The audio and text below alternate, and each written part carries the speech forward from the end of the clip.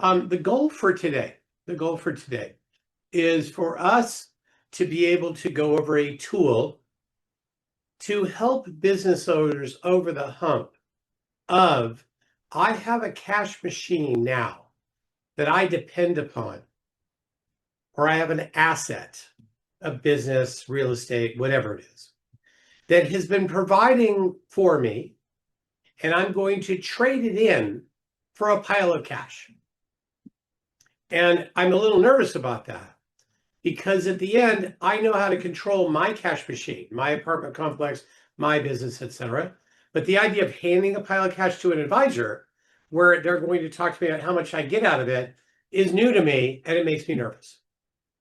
Now, I know for those of us in the industries, that conversation seems kind of silly. They should have worked all their lives with the one goal, increasing value, to then transfer that value into something else. And we all are very used to the replacement assets that do that. But if you just give me the difference to say, Joe, with your sample size and the number of clients you interact with that are successful entrepreneurs and business owners, if that's their concern and you're suggesting a way to make them feel better about it or to understand it, if you make that leap with me, that's what this tool is intended to do.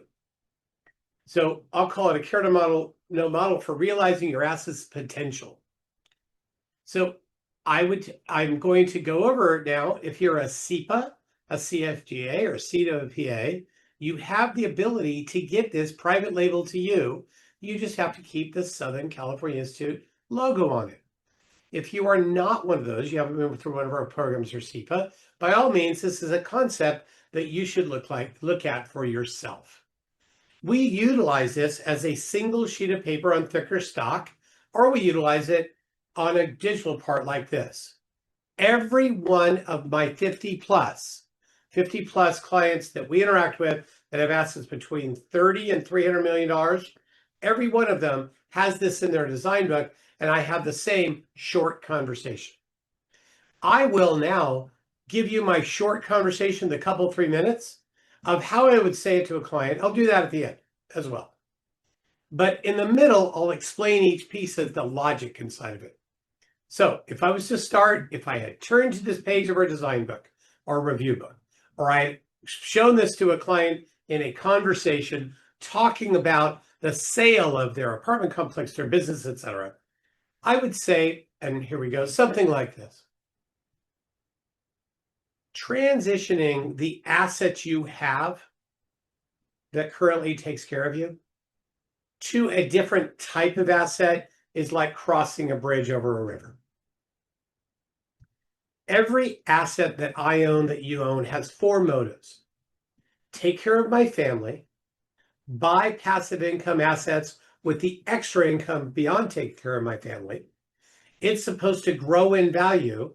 And lastly, it should be protected from taxes and lawsuits. And that's true for my business, Trezery Mancini, for your business, for these assets. If I consider changing the character of that asset by selling it, trading it, whatever, I am going to cross over this river on this bridge. And in that transition, I'm going to have 3 types of asset leaks. There's failure to de-risk before I sell. That makes it worth less, so I'm spilling some water out of my bucket at the very beginning of the bridge. Due diligence and cost of sale will spill some more out of my buckets that I'm carrying across the bridge of this asset. When I sell the asset, or if I die, I give it to my heirs, there's a tax that the government believes that they're owed, as evidenced by the tax I've been paying every year for their cut of the profit of my business. They're going to want a cut when it gets sold of capital gains, ordinary income, or some combination. That's an event tax. And then once I transition the asset to a new way, they get taxed differently. Do I invest in tax-free bonds? Do I invest in something with ordinary income, capital gain? So there's an event tax and the setup for a future tax that I spill out of the bucket at the top, and that's the biggest spillage I've got. And then when I'm almost off the bridge, there's an emotional tax or relational tax, like Joe doesn't own Trezery Mancini anymore, let's say. Who am I without it? So there's those taxes too, the tax on my life. Once I get to the other side, I had those buckets of assets have less water in them than they used to, but have the same 4 jobs. 1, take care of my family. 2, have extra income to buy passive income assets. 3, grow in value. And 4, be protected. And be protected from lawsuits and from taxes again, because that's a big drawdown to me. Now, myself, Joe Strazzeri, recently sold and 1031 exchange into another state some investment property. So I had to de-risk the property by fixing the roof and doing a variety of other things. There was due diligence on the property where they said, you used to have a mechanic, I'm worried about some spillage, do you clean it up or do you give me less? And then I had to pay a commission on the cost of sale.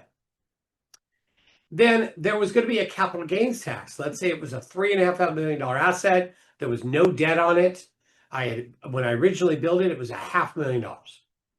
So I had a $3 million gain. Between the Fed and the state, there was 38%, let's call it 40% tax that was going to be due. That was about $1.5 million. So out of the 3.5, I was going to end up with 2. And then it was sad because it was a building I built with my dad, so it was sad for me.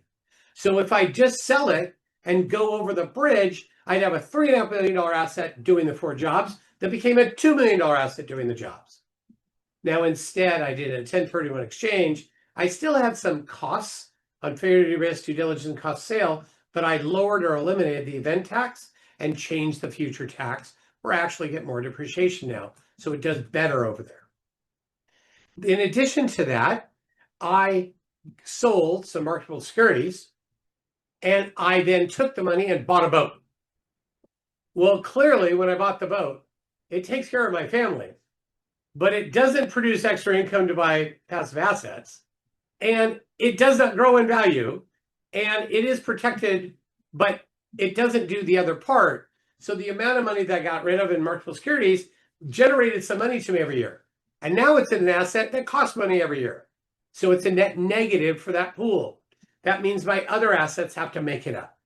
This is the way I would explain it to a business owner about selling their business, allocating for personal assets, allocating for income producing assets.